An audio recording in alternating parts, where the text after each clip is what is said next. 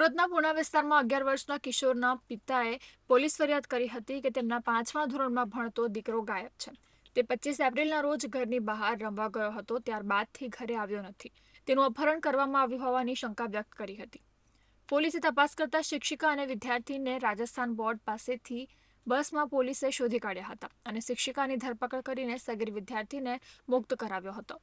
પોલીસે શિક્ષિકા માનસી નાઈની સઘન પૂછપરછ કરતા ચોંકાવનારી હકીકત બહાર આવી હતી, જેમાં માનસી નાઈ વિદ્યાર્થીને લઈને સુરતથી વડોદરા, અમદાવાદ, જયપુર, દિલ્હી અને વૃંદાવન એમ 2200 કિલોમીટર બસમાં ટ્રાવેલ કર્યું હતું અને બાદમાં અમદાવાદ રવાના થતા સમયે રાજસ્થાન બોર્ડર પાસેથી ચાલુ બસમાં જ પોલીસે શિક્ષિકાને દબોચી લીધી હતી.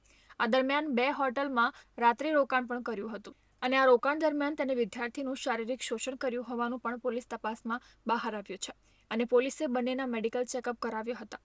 આ ઘટનામાં પોલીસે માનસી નાઈ સામે અપહરણ અને પોક્સોની કલમ હેઠળ ગુનો દર્જ કરીને વધુ તપાસ શરૂ કરી છે.